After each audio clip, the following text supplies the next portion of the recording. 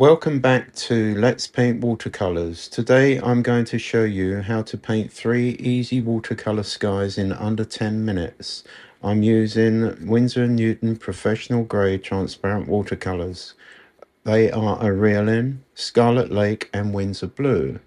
For this first sky I have painted first of all just pure Reelin, then I've run into a mixture of a Reelin and Scarlet Lake. Then at the top I'm laying in pure wash of Windsor Blue. So mixing those into the sky, wet in wet process, so that the paints will fuse in together. These always look quite dark at first when the paint is laid down, but they will lighten when it dries. And later on I'll be speeding up the drying process with a hairdryer. So now I'm laying in a darker version of the blue, which is a mixture of the Windsor Blue and Scarlet Lake.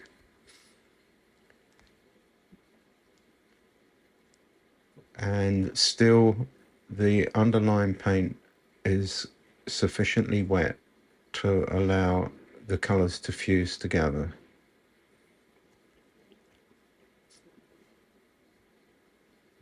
I've switched a little bit earlier to a flat brush instead of a rounded brush, and when you get close to the horizon then you are best using a flat brush because the clouds are thinner. Now, as mentioned, I'm just using the hairdryer to dry that off, and you can immediately see that it has lightened. This is the second sky. I've used a coin to show a circle there on the surface of the paper, because that area I want particularly to be light in the sky painting.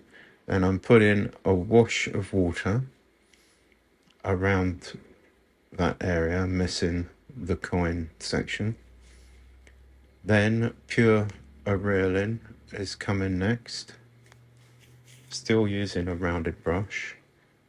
Then the mixture of a Reelin and Scarlet Lake is coming in, giving a sort of orangey colour.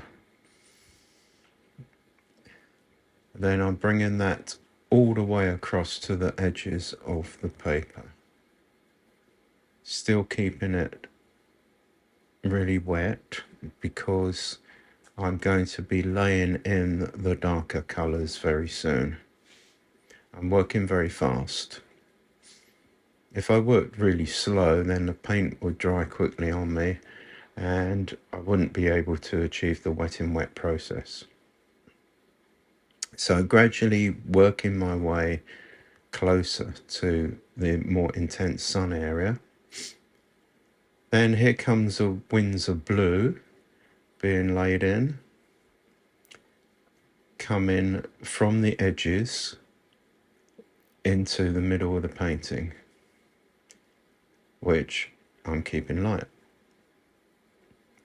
So more clouds coming in.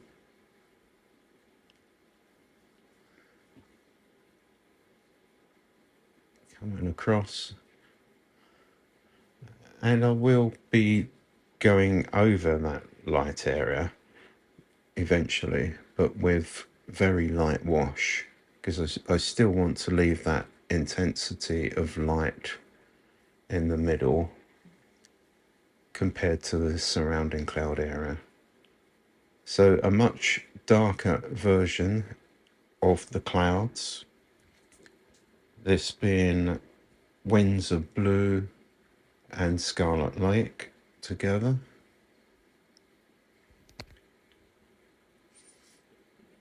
And using a flat brush again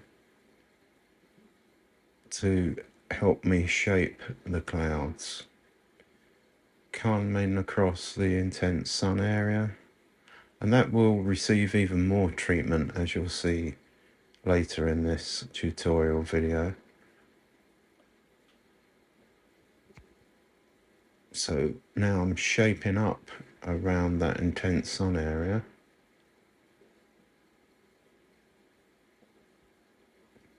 With a very light wash of a reelin, coming across,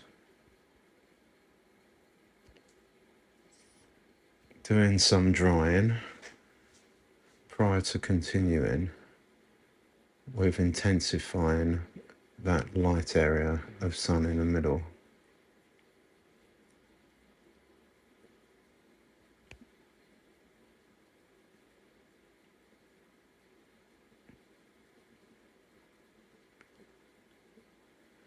You can, as I'm doing now, choose to do a very light wash over the whole of what you've painted.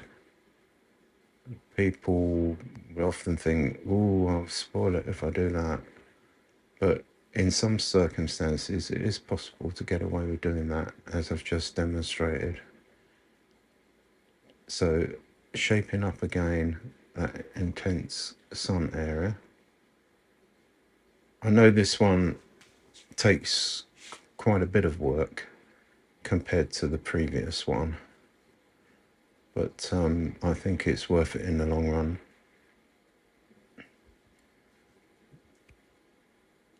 So lighten that up again.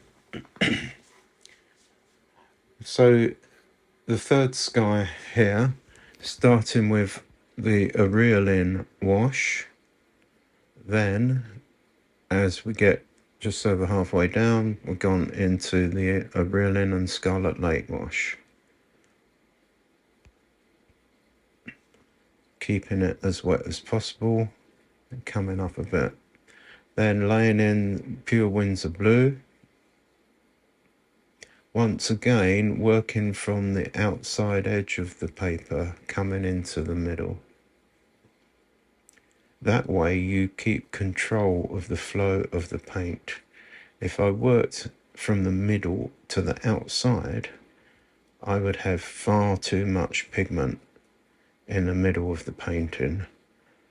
As I lay the paint washes down from the outside into the middle, I want the washes to get less intense as they come into the middle, as I'm doing again now.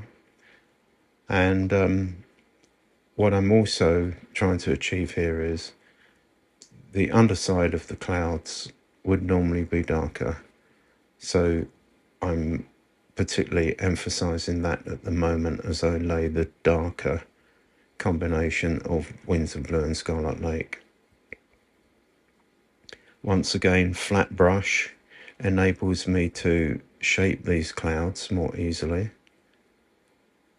And once again, at the horizon, the clouds have been made to be thinner.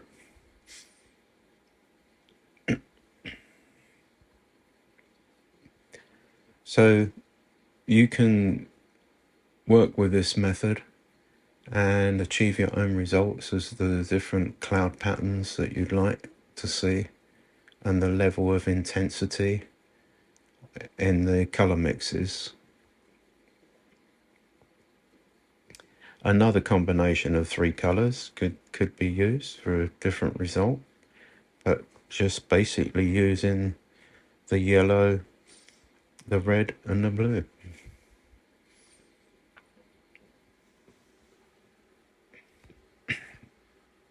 And we're almost there on this one.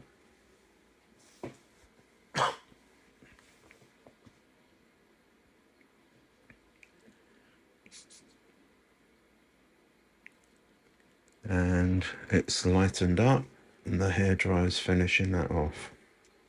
And there's the 3 skies.